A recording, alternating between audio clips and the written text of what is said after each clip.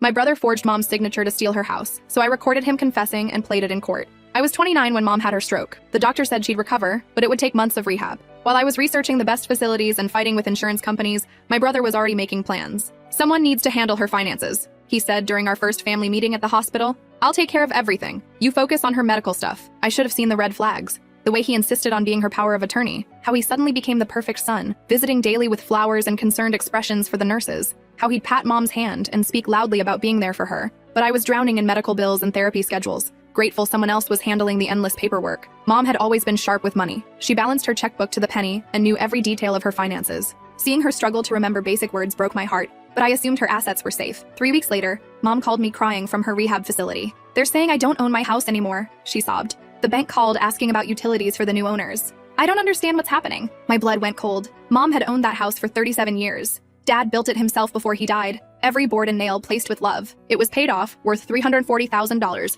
and the only security she had left. I drove straight to the county records office, my hands shaking as I filled out the property search forms. The deed transfer was dated 2 weeks ago. Mom's signature looked perfect. Too perfect. I'd seen her handwriting after the stroke. It was shaky, uneven, barely legible. This signature was flawless, identical to her pre-stroke penmanship. When I confronted my brother at his office, he had an answer for everything. Mom asked me to sell it, he said smoothly, not even looking up from his computer. She can't maintain it anymore. The stairs are dangerous. The money's going into a specialized care fund. What care fund? Where's the money? I want to see the bank statements. It's complicated. Legal trust stuff. You wouldn't understand the tax implications. His condescending tone made my skin crawl. Growing up, he'd always treated me like the stupid little sister who couldn't grasp important matters. That night, I did some digging. The house had been sold to a shell company called Riverside Holdings LLC for $180,000, half its actual value. When I traced the company registration, it led back to my brother's business partner, someone he'd complained about being in debt to for months. They'd essentially stolen $160,000 from our dying mother, but proving forgery would be expensive and time-consuming. Mom was getting weaker daily. Her speech was improving, but slowly.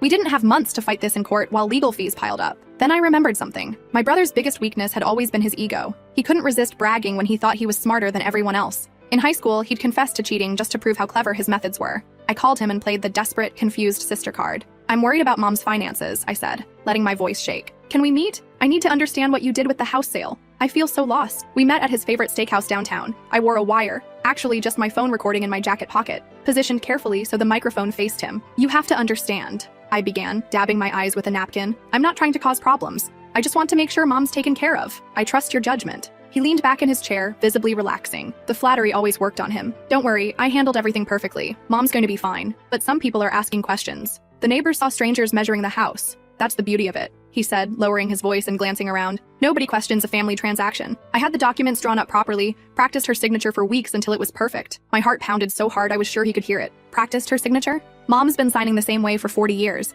Wasn't hard to copy after I studied her old checks and documents. The notary didn't even question it, just stamped and witnessed like they always do. I kept my voice steady, fighting every instinct to scream at him. What about mom? What if she remembers agreeing to this when her memory gets better? He laughed. Actually laughed, while cutting into his expensive ribeye. She won't remember. The stroke messed with her memory permanently. Doctor said so himself. And even if she did remember bits and pieces, who's going to believe a sick old woman over proper legal documentation? But if someone investigated the sale price, they won't. I made sure everything looks legitimate on paper. By the time anyone questions anything, the money will be long gone through the business accounts. I've already started moving it offshore. I felt physically sick. He wasn't just stealing from mom. He was systematically destroying her entire future while she lay helpless in a hospital bed. What happens when she gets out of rehab? Where will she live? Assisted living, he said casually, like we were discussing vacation plans. I've already found a place. Nothing fancy but adequate. Basic care, shared rooms. The state will cover most of it once her assets are properly redistributed. You're talking about putting mom in a state facility? She'll be fine. Won't know the difference anyway. Better than having the house sit empty while she rots in some expensive private place. I excused myself to the bathroom and immediately backed up the recording to 3 different cloud storage accounts.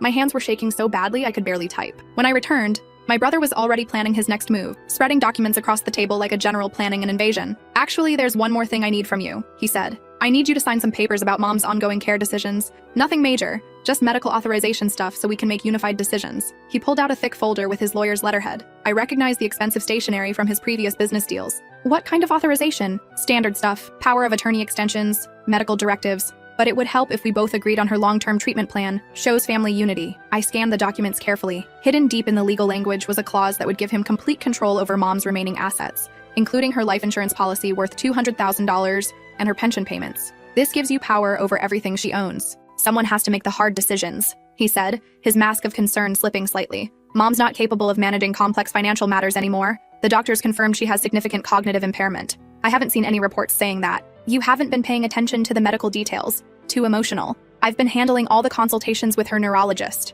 That was a lie. I'd been to every major appointment, taken notes, asked questions. Mom's cognitive function was improving daily. I need time to think about this. His friendly expression vanished completely. Don't take too long. Mom's condition could deteriorate quickly. We need to act fast to protect what's left of her assets. And frankly, if you're not going to be helpful in this process, I can handle everything myself. The threat was clear. Sign or be cut out entirely. I left the restaurant with enough evidence to bury him, but I needed more. I needed to document the full scope of what he'd done and understand how deep this conspiracy went. Over the next week, I played detective. I visited the notary who'd witnessed Mom's signature. She was a pleasant elderly woman who worked out of a small office near the courthouse. "Oh yes, I remember that transaction," she said when I mentioned the date. Lovely man. So devoted to his mother. You could tell he really cared about her welfare. Was my mother able to communicate clearly during the signing? Well, she seemed a bit confused, kept looking around like she wasn't sure where she was, but her son explained she'd had a small medical procedure and was still groggy from the medication. He was very patient with her. My stomach dropped. She was there? Oh yes, sitting right beside him, though she mostly just stared out the window while he handled all the talking. He explained everything to her very carefully,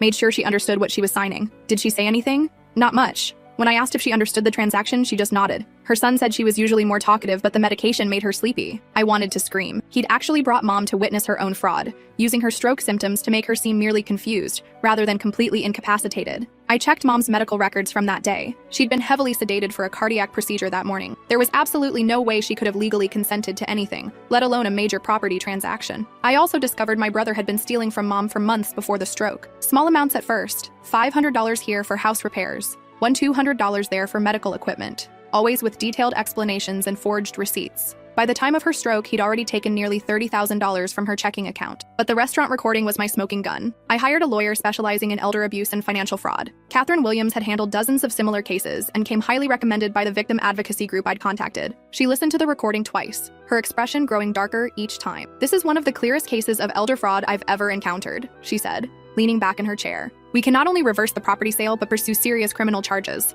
Federal charges, given the interstate banking involved. How long will it take? With this evidence? Weeks, not months. The recording alone proves criminal intent to defraud. Combined with the medical records showing your mother's incapacity, this is an open and shut case. What about the money he's already moved? We'll file emergency motions to freeze all related accounts and trace any transferred funds. The courts take elder abuse very seriously, especially when it involves family members exploiting medical conditions. We filed emergency motions that afternoon to freeze all transactions related to the property sale and return Mom's assets to her control. We also submitted the recording and supporting evidence to the district attorney's office for criminal prosecution." My brother's response was swift and vicious. He called me at 6 a.m. the next morning, screaming into the phone. "You betrayed your own family. Do you have any idea what you've done to me? I protected our mother from a thief." "Thief? I was securing her assets. Do you think that house was going to take care of itself? Do you think money just appears when someone needs long-term care? You forged her signature and stole her home. I saved the family from financial ruin. My business was going under because of loans I took out to help Mom when Dad died. This was payback for years of sacrifice." The delusion was breathtaking. "You sacrificed nothing.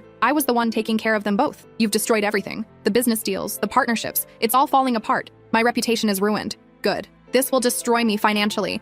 I'll lose my house, my practice, everything. You should have thought about that before you stole from a stroke victim. She's going to die anyway. At least this way the money stayed in the family instead of going to some corporate care facility." I hung up and immediately sent that conversation to my lawyer as additional evidence of his callous attitude toward Mom's life. The emergency court hearing was scheduled for the following Thursday. Mom was stable enough to attend, though she needed a wheelchair and oxygen support. Her speech therapist had been working with her on clearly articulating key phrases for her testimony. My brother showed up with a team of expensive lawyers from the city's most prestigious firm. They'd clearly spent serious money on this defense, which made me wonder where that funding was coming from. His lead attorney, a sharp-faced woman in a $3,000 suit, argued that Mom had been competent during the sale, that the recording was obtained without proper consent, and that I was manipulating a vulnerable woman for my own financial gain. "Your Honor," she said in practiced courtroom tones, "the plaintiff's daughter has a history of financial instability and has been pressuring her family for monetary support. This appears to be a calculated attempt to gain control of valuable assets by exploiting her mother's temporary medical condition." I felt my face burn with anger. They'd actually investigated my personal finances and were trying to paint me as the greedy one.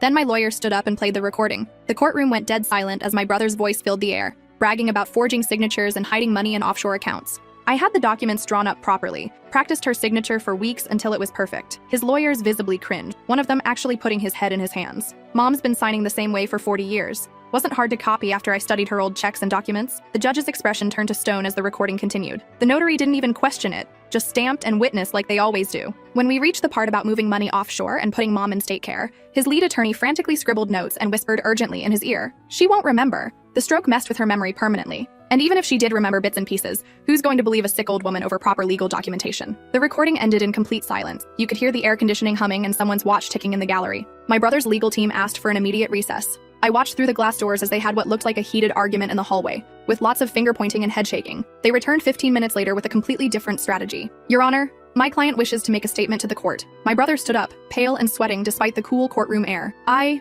made a serious error in judgment. I was trying to protect my mother's assets from potential exploitation, but I realize now that my methods were completely inappropriate and illegal. The judge was not impressed with this sudden change of heart. "Mr. Thompson, are you admitting to forging your mother's signature on legal documents?" A long, painful pause. "Yes, Your Honor." "And to fraudulently transferring property worth over $300,000 without the owner's knowledge or consent?" "Yes, Your Honor." "And to deliberately moving the proceeds offshore to avoid detection by authorities?" "Yes, Your Honor." "And these actions were taken while your mother was medically incapacitated and unable to protect her own interests?" "Yes, Your Honor." The judge immediately ruled in our favor. The house sale was declared void and fraudulent. All transferred funds were to be returned within 48 hours or face additional contempt charges. My brother was ordered to pay all legal fees, court costs, and damages. But this was just the civil case. The criminal prosecution was about to begin. 3 days later, federal agents raided my brother's office and home simultaneously. They found evidence of the offshore accounts, multiple copies of forged documents, and email communications with his business partner detailing the entire fraud scheme. They also discovered he'd been running similar scams on elderly clients of his financial planning business, using their medical conditions and family trust to steal retirement funds. He was arrested on charges of elder abuse, forgery, wire fraud, money laundering, and running a continuing criminal enterprise. The charges carried a potential sentence of 25 years in federal prison. At his arraignment, I sat in the gallery next to Mom, who insisted on attending despite her ongoing recovery. "I never thought my own son would do this to me," she whispered as they read the charges. "Neither did I, Mom. Neither did I." His business partner, facing identical charges plus tax evasion, quickly agreed to cooperate with federal prosecutors in exchange for a reduced sentence. It turned out they'd been planning to flip Mom's house immediately for a quick profit, keeping the entire $340,000 value while leaving her homeless and destitute. The investigation also revealed that my brother had been forging Mom's signature on other documents for years: insurance forms, bank authorizations, even her will. He'd systematically positioned himself to inherit everything while cutting me out completely. During the federal trial, the prosecution played the restaurant recording for the jury. Watching 12 strangers listen to my brother casually describe stealing from his stroke victim mother was surreal and heartbreaking. His new defense team, court appointed since his assets were frozen, tried to argue diminished capacity, claiming the stress of Mom's illness had affected his judgment and decision-making ability. "Ladies and gentlemen of the jury," his lawyer argued, "this is a man who watched his beloved mother suffer a devastating stroke and made desperate decisions to protect her future care. His methods were wrong, but his intentions came from a place of love and panic." The prosecutor's response was devastating. "Love?" she said during closing arguments. The defendant called his own mother a sick old woman who wouldn't be believed. He laughed about her memory loss. He planned to dump her in the cheapest possible care facility while stealing her life savings. That's not love. That's predatory behavior against a vulnerable victim who trusted him completely. The jury wasn't buying the desperation defense. They'd heard the recordings, seen the evidence of premeditation, and learned about the other elderly victims he'd defrauded. They deliberated for less than 3 hours, guilty on all counts. The judge sentenced him to 8 years in federal prison and ordered full restitution plus punitive damages totaling $500,000. His business licenses were permanently revoked, and he was banned from working in any financial or fiduciary capacity. Mom recovered enough to return home, to her own house, 6 months later. She needed daily physical therapy and some assistance with complex tasks, but her mind was sharp again. "I can't believe my own son did this to me," she said one afternoon, as we sat in the garden Dad had planted 40 years ago. "Some people show you who they really are when they think no one's watching. You were watching. Someone had to protect you. Your father would be so proud of you, and so ashamed of him." The house became a symbol of family strength rather than betrayal. Mom decided to stay there for the rest of her life, with round-the-clock care funded by the restitution payments. A year later, I received a letter from federal prison. My brother wanted to apologize, to explain that he'd gotten in over his head with gambling debts and bad business investments, and saw Mom's assets as a temporary solution that somehow spiraled out of control. He claimed he'd planned to pay everything back once his business recovered. I read the first paragraph and threw the rest away. Some apologies come too late to matter. The trial had revealed the full scope of his crimes. Over 5 years, he'd stolen nearly $800,000 from elderly clients, forged dozens of documents, and destroyed multiple families' financial security. The temporary solution excuse rang hollow when prosecutors showed the jury evidence of offshore accounts and luxury purchases. 2 years after his conviction, Mom called me with surprising news. "I've decided to donate the house to that nonprofit that helps stroke victims," she said. "They'll let me live here for the rest of my life, then convert it into a recovery center." "Are you sure? This house means everything to you." "I want something good to come from all this ugliness. Your father built this place with love, and I want it to keep helping people after I'm gone. He would be proud of that decision. He would. He always said family should protect and lift each other up. not tear each other down for money. The nonprofit was thrilled. They'd create a residential program for stroke survivors who needed intensive rehabilitation but couldn't afford private facilities. My brother will be eligible for parole in 6 years. I doubt he'll contact us when he gets out. He's burned every bridge, destroyed every relationship, and lost everything he thought mattered. His former business partner was released after 3 years and moved to another state. He sent Mom a heartfelt apology letter and repaid his portion of the stolen funds voluntarily, even though the court hadn't required it. Some people can be redeemed, Mom said when the check arrived. Others choose not to be. Sometimes I wonder if things could have been different, if I'd paid closer attention to Mom's finances earlier, if I'd questioned his sudden devotion and helpfulness sooner, if I'd been more suspicious when he insisted on handling everything alone. But then I remember that recording, the casual way he laughed about her memory loss, how he planned to dump her in the cheapest facility available while stealing her life saving, the complete absence of love or concern in his voice when discussing her future. That wasn't desperation or poor judgment. That was calculated cruelty towards someone who'd loved and trusted him unconditionally. Mom still has difficult days. The stroke changed her in ways that go beyond the physical symptoms. She's more anxious about financial matters, more suspicious of official-looking documents, more protective of her independence. But she's also stronger in some ways, more grateful for genuine kindness, more aware of her own resilience, more determined to use her remaining time meaningfully. I survived raising that boy, she jokes sometimes. I can survive anything. The Stroke Recovery Center will open next year in Dad's house. They're keeping the original structure but adding accessible features and therapy spaces. Mom will cut the ribbon at the dedication ceremony. My brother's lawyer sent one final appeal for family reconciliation last month. He's apparently found religion in prison and wants to make amends with the people he hurt. I drafted a polite response explaining that forgiveness isn't something that can be demanded or scheduled. It's something that might happen naturally over time or might not happen at all. Some relationships can survive betrayal and grow stronger. Others die the moment trust is broken, and no amount of time or apology can resurrect them. He chose to see our mother as an opportunity to exploit rather than a person to protect. That choice revealed something fundamental about his character that prison can't change. Mom and I have built a closer relationship through this nightmare. She depends on me more now, but in healthy ways. We make decisions together. We plan for her future together. We protect each other. That's what family actually means. Not shared blood or legal obligations, but the choice to put someone else's welfare above your own interests. My brother understood the legal definition of family, but never grasped the emotional one. Now he has 8 years in federal prison to think about the difference. But the story didn't end with his conviction. 3 months after he was sentenced, I got a call that would change everything again. "Is this the daughter who exposed the financial fraud case involving elderly victims?" the voice asked. It was Detective Morrison from the Economic Crimes Unit. She explained that my brother's case had opened up a much larger investigation into elder abuse networks operating across multiple states. "We've identified at least 12 other families who were victimized by similar schemes. Your recording wasn't just evidence. It was the key that unlocked everything." She wanted me to testify before a grand jury about the methods my brother had used. Apparently, the sophistication of his document forgeries and the psychological manipulation tactics he'd employed were being studied by federal agencies. "Your brother didn't work alone," she explained. "This was part of a coordinated network of financial advisors, notaries, and legal professionals who specifically targeted elderly people with medical vulnerabilities." The scope was staggering. They'd identified over $3 million in stolen assets across the network, with victims ranging from stroke patients to people with early-stage dementia. The recording you made captured him describing techniques that match patterns we've seen in dozens of other cases. He was essentially confessing to being part of a criminal conspiracy. I agreed to testify, but only if Mom was protected from any additional legal proceedings. She'd been through enough trauma. The grand jury session was surreal. Sitting in that sterile federal building, describing how my own brother had bragged about stealing from our mother, felt like recounting someone else's nightmare. But the prosecutors were building cases against 15 other individuals involved in the network. My testimony helped establish the psychological profiling methods they used to identify vulnerable targets. "Your brother specifically looked for families where adult children lived far away," the prosecutor explained. "Elderly people recovering from medical procedures were prime targets because they were isolated and their cognitive abilities were temporarily impaired." 6 months later, the entire network was dismantled. 11 people were convicted on federal charges. The total restitution ordered exceeded $4 million. More importantly, the case led to new federal regulations requiring additional witnesses and waiting periods for property transfers involving people over 65 or those with recent medical procedures. "Your mother's case literally changed federal law," Detective Morrison told me during a follow-up call. "The recording you made probably saved hundreds of other families from similar fraud." But there was another twist I hadn't expected. During the investigation, federal agents discovered that my brother had been planning to fake Mom's death. Among his confiscated files, they found research on how to obtain fake death certificates and forge cremation records. He'd been corresponding with someone who specialized in creating false documents for insurance fraud. "The plan was to have your mother die in the state facility," the prosecutor explained during a private meeting. "He would collect on her life insurance policy and no one would question what happened to a sick elderly woman in a low-quality care home." I felt like I was going to vomit. He wasn't just planning to steal her money and abandon her, he was planning to make her disappear completely. "We found evidence that he'd done this before," she continued. "At least 2 other elderly clients who supposedly died in care facilities. We're reopening those cases as potential homicides." The investigation revealed that my brother had been escalating his crimes over several years. It started with simple financial theft,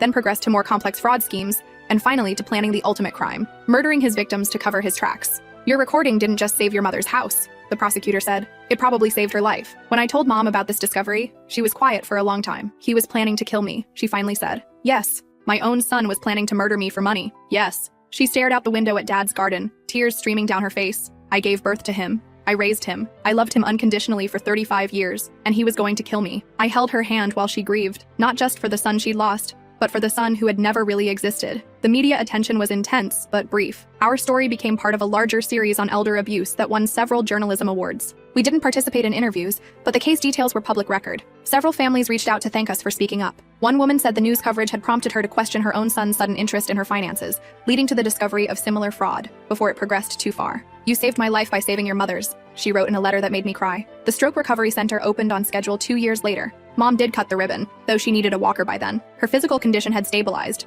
but she was clearly aging faster than expected. The stress of everything had taken its toll. I want to see the first group of patients, she told the center director. I want them to know that recovery is possible, even after the worst betrayals. The center serves 12 residents at a time, providing intensive rehabilitation in a home-like environment. They've had a 78% success rate in helping people return to independent living, significantly higher than traditional facilities. Mom lived to see the center's 2nd anniversary. She passed peacefully in her sleep, in the bedroom Dad had built, surrounded by photos of the families they'd helped through the center. At her funeral, the center director spoke about Mom's courage in turning personal trauma into community healing. She could have retreated from the world after what her son did to her, she said. Instead, she chose to help others in similar situations. That's the definition of resilience. 3 years after Mom's death, I received an unexpected phone call. This is the Victim Services Coordinator at Federal Correctional Institution Coleman, the voice said. I'm calling about your brother. He's been diagnosed with terminal cancer and has requested to speak with you. My first instinct was to hang up, but something made me listen. He says he has information about additional victims that could help with ongoing investigations, but he'll only share it if he can speak with you first. I thought about it for a week. Mom was gone. The center was thriving. Justice had been served. What could he possibly say that would matter now? But then I remembered the other families. If he had information that could help more victims recover their stolen assets, didn't I have an obligation to listen? I agreed to one phone call recorded by prison officials. When his voice came through the phone, he sounded smaller somehow, defeated. I know you have no reason to help me, he began, but I have information about 12 other families who were defrauded by the network. I kept detailed records that the feds never found. Why should I believe you? Because I'm dying. And for the first time in my life, I actually want to do something right. He explained that he'd hidden detailed files about other victims in a safety deposit box registered under a fake name. The information included copies of forged documents, bank routing numbers for hidden accounts, and correspondence with other network members. Some of those families never got their money back, he said. The statute of limitations is running out on several cases. This information could help them file new charges. What do you want in return? Nothing. I'm dead in 6 months either way. I want you to know that what I did to Mom was the worst thing I've ever done, and I've done a lot of terrible things. Are you asking for forgiveness? A long pause. No, I don't deserve forgiveness. I'm asking you to help the people I hurt, even though it won't change anything for Mom. I hung up and called Detective Morrison. She was skeptical but agreed to follow up on the information. The safety deposit box was exactly where he said it would be. Inside were detailed records of 14 additional fraud cases, totaling over $2 million in stolen assets. The information led to new prosecutions and asset recovery for 9 families who had given up hope of ever seeing justice. My brother died in prison medical facilities 4 months later. I didn't attend the funeral. There wasn't one. His body was cremated and the ashes disposed of by the state. But those final documents helped recover nearly $1.8 million for elderly victims across 4 states. He spent his last months actually helping people instead of hurting them, Detective Morrison told me. It doesn't erase what he did, but it's something. It's what Mom would have wanted, I replied. She always believed people could change, even when evidence suggested otherwise. 5 years after Mom's death, the Stroke Recovery Center has helped over 200 families rebuild their lives after medical crises. They've expanded to include programs for other neurological conditions and have a waiting list of families who want to participate. The center keeps a memorial garden where families can honor loved ones who've been affected by elder abuse.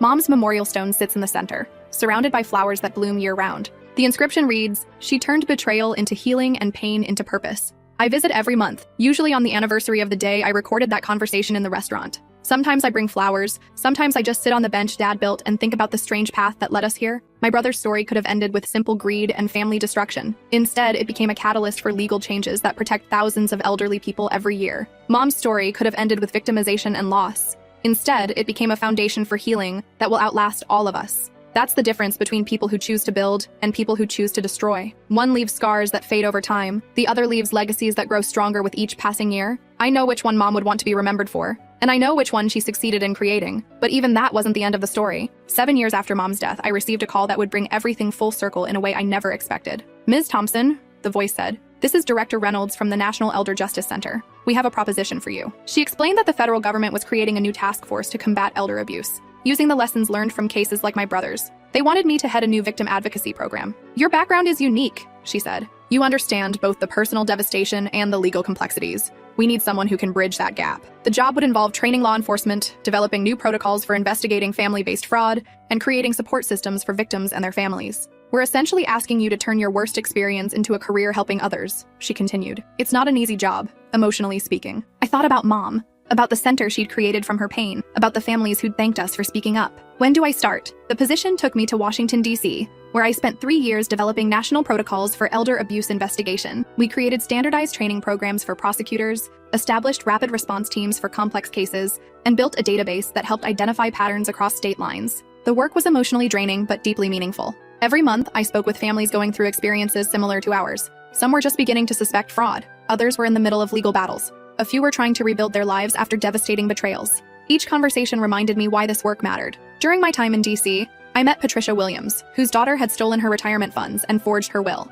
Unlike our case, Patricia's daughter had managed to complete the fraud before being caught, leaving her elderly mother homeless and destitute. "I lost everything," she told me during our first meeting. "My house, my savings, my trust in family. But the worst part is that I still love her. How do you stop loving your child even after they destroy you?" I couldn't answer that question. I still couldn't answer it. But I could help her navigate the legal system, connect with support services, and understand that survival was possible. Patricia became one of the first residents at a recovery facility we helped establish in Virginia. 6 months later, she was volunteering at a local senior center, sharing her story to help others recognize warning signs of family fraud. "You can't get back what you've lost," she told me, "but you can build something new from the pieces that remain." The advocacy work led to my involvement in drafting federal legislation, the Family Protection Act, which created stronger penalties for family members who defraud elderly relatives and established mandatory reporting requirements for financial institutions. The bill passed with bipartisan support, largely because of testimony from victims like Patricia and the detailed documentation we'd gathered from hundreds of cases. "This law will prevent thousands of families from experiencing what you went through," Senator Rodriguez told me after the signing ceremony. "Your mother would be proud." But the most meaningful moment came when I returned to Mom's house, now the Stroke Recovery Center, for its 5th anniversary celebration. The facility had grown beyond anything we'd imagined. They'd added a second building, expanded their programs to include traumatic brain injury rehabilitation, and created an outreach program that served rural communities across 3 states. During the ceremony, I met Mrs. Chen, an 82-year-old stroke survivor who'd been one of their first residents. "I heard about your mother," she said, gripping my hand with surprising strength. "She saved my life, you know." "How?" "My son was pressuring me to sign papers after my stroke, said it was to protect my assets. But the staff here taught me about the warning signs. I realized he was trying to steal from me. Just like what happened to your mom." She'd confronted her son with the knowledge she'd gained at the center. He backed down immediately, knowing she was now educated about her rights and had support systems in place. "Your mother's story gave me the courage to protect myself," she said. "That makes her a hero in my book." As I walked through the center that evening, seeing stroke survivors working with therapists in rooms that had once been Mom's kitchen and living room, I felt something I hadn't experienced since her death: complete peace. Every terrible thing my brother had done, the fraud, the betrayal,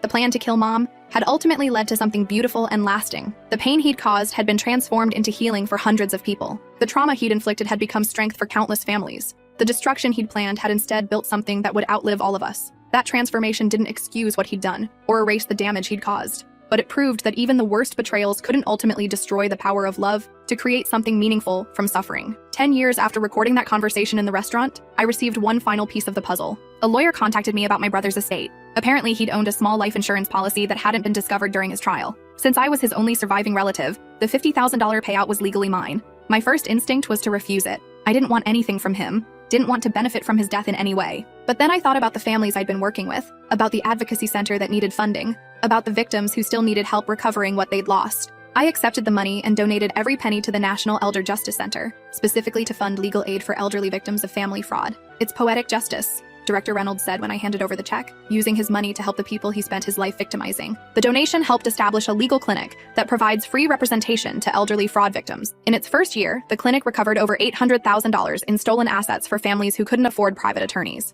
They named it the Eleanor Thompson Legal Aid Clinic after Mom. Last month, I received a letter from one of the clinic's first clients, an 87-year-old man whose grandson had forged his signature to take out a reverse mortgage on his home. "Thanks to your mother's clinic, I'm back in my own house," he wrote. "I get to keep the home my wife and I built together 50 years ago. Your family's sacrifice saved mine." Today marks 11 years since I recorded my brother confessing to stealing from Mom. I'm 40 now, married to a prosecutor I met during the federal task force work, with a daughter we named Eleanor, after Mom. Little Eleanor will grow up knowing her grandmother's story. Not the painful parts. Those can wait until she's older. But the important parts. How courage in the face of betrayal can transform suffering into strength. How speaking truth can protect others from harm. How love ultimately proves more powerful than greed. The Stroke Recovery Center continues to thrive. They've helped over 400 families now, and their innovative rehabilitation model is being replicated in facilities across the country. The legal clinic has recovered over $3 million for elder fraud victims. The federal legislation has led to thousands of prosecutions and prevented countless frauds from occurring. My brother's final gift, that hidden safety deposit box, helped prosecute 12 additional criminals and recover assets for 14 more families.